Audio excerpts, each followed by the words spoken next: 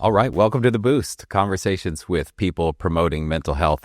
And I am so glad to be here with Dan King from Fireside Strategic. Dan, how are you doing today? I was telling you before we hit record, I am tired, but in a good way. I have that feeling that I've spent myself in a worthy cause. Awesome. So this week has been a tiring one for you. Tell us what you can about that. What's made that week tiring, and then what's made it so fulfilling at the end of this week? So I've moved recently. I've got back from a long trip, and there's a lot going on at work. We have a very large transaction going on at the moment, as well as a number of other possibilities, and also doing our own podcast. So when you factor all that together, there's been a lot of task switching. Each of those things I love in different ways, but when you switch back and forth, it can be taxing, and you want to be sure that you're giving your all to everything you do. So I think that's, but it's not a bad tired, right? It's this feeling of happy tired. It's like, yes, I used my energy how I would have liked to. Nice. Yeah. I used to have to commute between LA in Southern California and Orange County, which is south. And it was tiring. And it kind of reminds me of like the neuro process in our heads and this on-ramp, off-ramp when we have to do kind of change management of tasks. And some of what you do has got to be incredibly deep work or analytical work that you tap into a certain part of your brain, and that alone chews up energy. And then to downshift and move into something totally new, I can't imagine. That's got to have some change management and just on-ramp, off-ramp to it. It's a good insight. I think there's analytical work, there's human work, there's logistical planning, task management, project management, and each of those uses a different part of you. But to do something interesting, it has to be multifaceted, right? So it asks a lot of us, and as it should, right? Well, it sounds like it ended up in a very positive space. And so before we get into the shameless plug where we get to hear from you about the work you're doing specifically as a context for this conversation, give us your virtual hug, which is tell us somebody or something you're grateful for today. So I am grateful to, I've had business partners before, and I'm extremely grateful for one of my business partners. Is a gentleman named Doug Brown, who has been, buying entrepreneurial businesses for more than 30 years. So far more experience in this realm than I. And he brings not just a very sharp finance brain, which is better developed than my own, but he brings a tremendous empathy. It's very rare that those two flow together. So like I said earlier, the analytical and the human, it can be difficult doing both of those. He really does both of those beautifully. And it's so rare to find that. And to have the chance to learn from him every day I work is a tremendous blessing. That's wonderful. Tell me more about this word, because I hear it a lot. I have an understanding of empathy, but in your context and with your relationship with your partner, how do you see that come out in the work, or what's the specific value that benefits the interpersonal relationships as you're working with somebody else to make something big happen? I'm going to answer with an analogy. So 6 years ago, I switched. I've been an entrepreneur for 10 years. 6 years ago, I switched from kind of solopreneur to building larger businesses requiring partners. And a very wise man, I was considering 3 business partners at the time. And a very wise coach said, well, there's one simple test you need to use. Would you marry this person? It's a very, very high standard. And I have found applying it to be super, super healthy. I'm not exactly marrying them the way a romantic partner, but what I am doing is understanding them at a very, very deep level. I'm needing to see whether day-to-day conflicts can be resolved very smoothly. I'm needing to see that both of us are deeply aligned. We want the same things, and we bring complementary skill sets to the table. Empathy is required to see all of that in someone else and to be seen. That's the way I would put it. Wow. Dan. Dropping wisdom bombs like in the first minute of this conversation. That's fantastic. And I think the marriage analogy plays tremendously well. I'm currently in the solopreneur phase of things. I've taken on a minority investor. And even that has been eye-opening to see how tightly knit you get with the people involved in your business and the leadership team, and they're literally invested in the work. And so for the communication cadence, for one, has instantly shifted, from me being able and willing to make any and all decisions.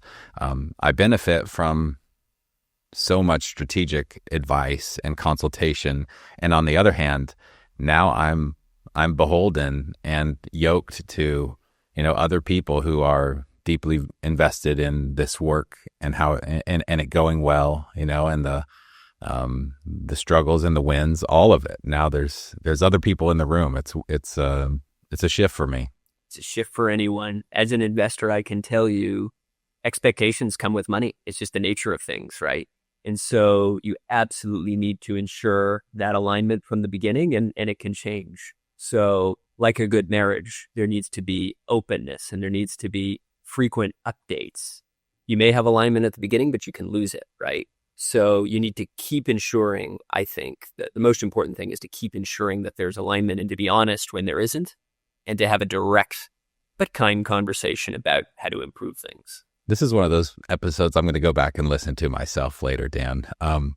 This is great. Tell us about Fireside Strategic. Give us your shameless plug, as we call it. Tell us about the work you do and what you're building. So Fireside is a culture-driven investment firm in outpatient mental health. So we're typically buying therapy practices, although these practices could also be psychiatry, ketamine, all outpatient practices.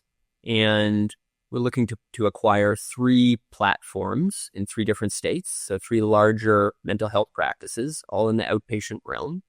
And our vision is to grow each of those businesses in a culture-forward way.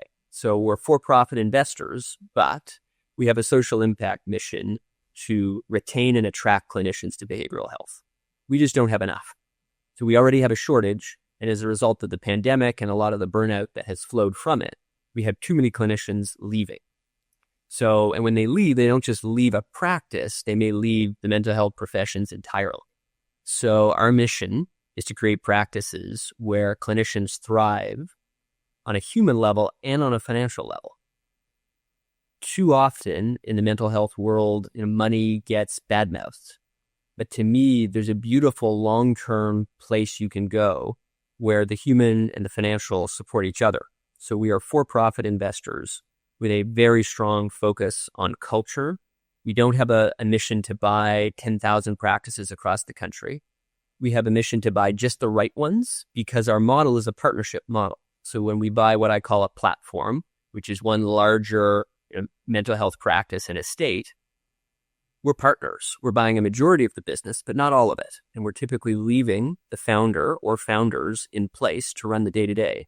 Well, we support with some expertise that typically they don't have. So our head clinician, Dr. Michael Goldberg, built one of the largest ever independent outpatient practices in the history of the country to about $25 million in revenue before selling it.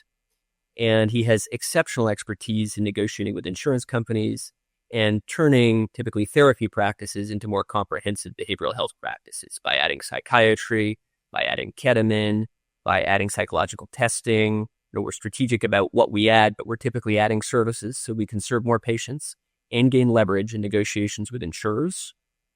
Typically, founders of behavioral health practices work really, really hard, and the reality is they weren't trained for this. Typically, they're master's level clinicians, and in most cases, and there's just some knowledge gaps in business. So we're here to fill those gaps, to also be supportive partners, to maneuver things in a direction where if the culture is one where clinicians are doing well, we want them to do even better than well. We want them to thrive at a human level and financially. And that goes for the founder as well. And to make all of that happen, I come back to alignment, right? It has to be the right partners that are the right fit for us and vice versa. So it's a beautiful journey to find those right partners and to build a different kind of mental health practice where everyone is respected and succeeds financially. Because to me, in the long term, you actually get more of both, like both are mutually supportive. You build a virtuous circle right? Where when you pay clinicians well, you treat them well, they're going to treat patients very well, and you're going to have more referrals than you know what to do with. So that's the vision of Fireside. Yeah, it is a fascinating moment in time where even the population pyramid of people about my age, the ideal age to have gone through school and earn your licensure and, be practicing with a full book of business, that 35 to 55 cohort is just absolutely bottlenecked. It's kind of the just the model that we're in, and it's washing through. And then there's a number of other factors like burnout that you mentioned, and that caregiver weight, and then optionality. Because there's a lack of supply. Therapists and clinicians and behavioral health professionals are in especially high demand. And it sounds like you have clinical leadership on your team, which is wonderful. And then you have M&A. You were in M&A law previously, and I believe you have some really cool Shark Tank experience. I think you worked with Mr. Wonderful, and your negotiation skills are very acute.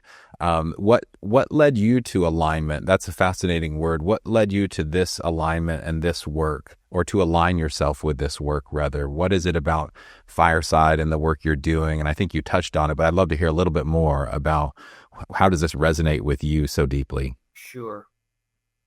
I'm going to try to give you an answer that isn't too long here. So I think from a young age, the brain came up at the dinner table a lot. So my father's a neurologist, a brain doctor. My mom has some background in psychology, especially where business and psychology overlap.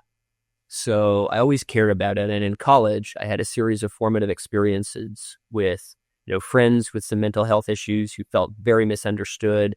I had a professor who was a schizophrenic, who was a remarkable man, one of the most gifted educators you could imagine, but he just didn't fit in the system. And I kept seeing this happen again and again and again.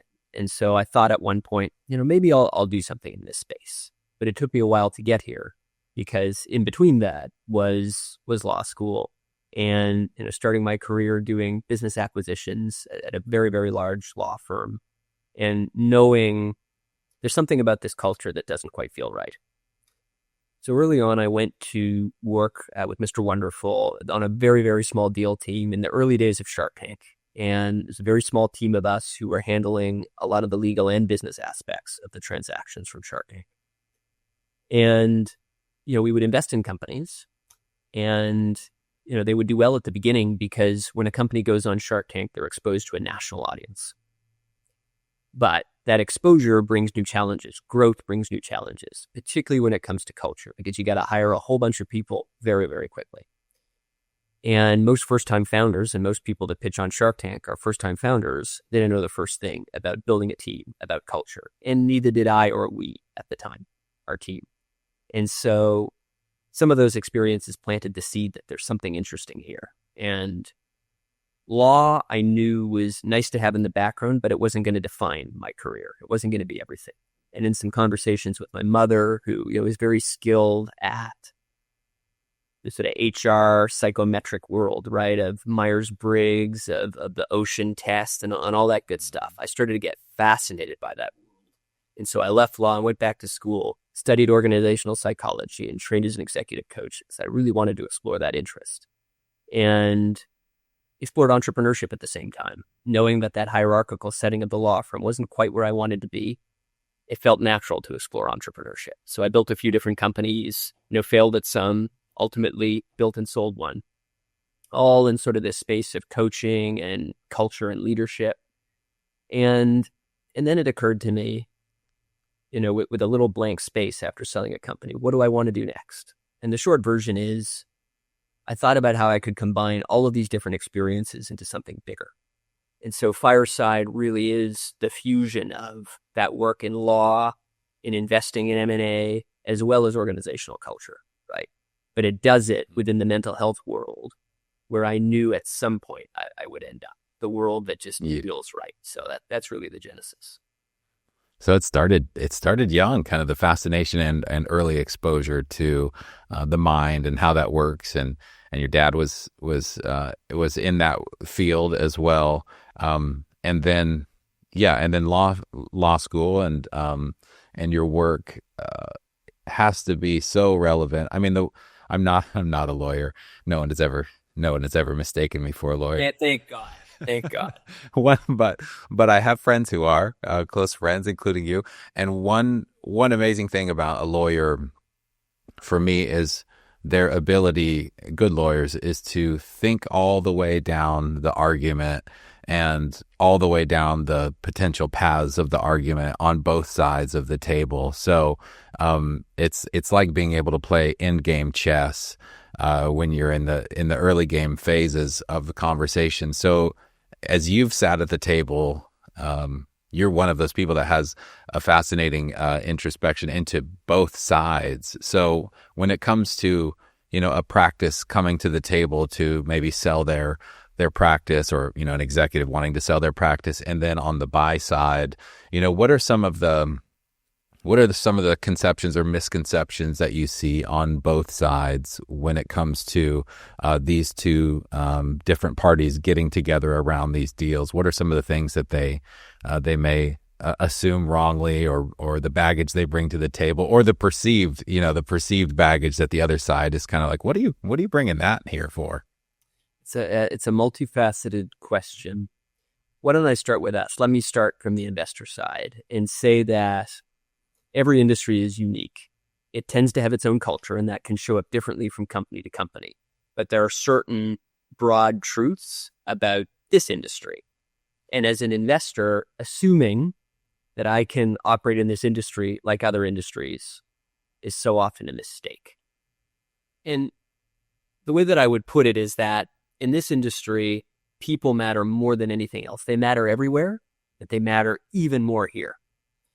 And so, not going to name any names, but it can be very natural from an investor that is approaching from a very dollars and cents centric perspective to be a little short-termist and to de-emphasize the people piece of this, to have a playbook and to apply that playbook like they would in other industries. That just isn't the case here. To build something in the long term, people have to be front and center. And I happen to think that produces more profit in the long term. I think that caring for people, operating with a very high level of integrity, actually is going to make for a more profitable business ultimately. But sometimes investors have short-term expectations, and that can lead them to ignore this possibility that I'm talking about. So I think that's a big one. From the provider side, from the seller side, yeah, I think as a result of so many investors operating this way, in healthcare generally and in behavioral health specifically, some providers have come to expect that behavior from investors. But the reality is, and it's not just us, there are more and more investors that really care about culture, really understand behavioral health and understand its uniqueness. And so I think a lot of providers will, number one, think that every investor thinks the same way.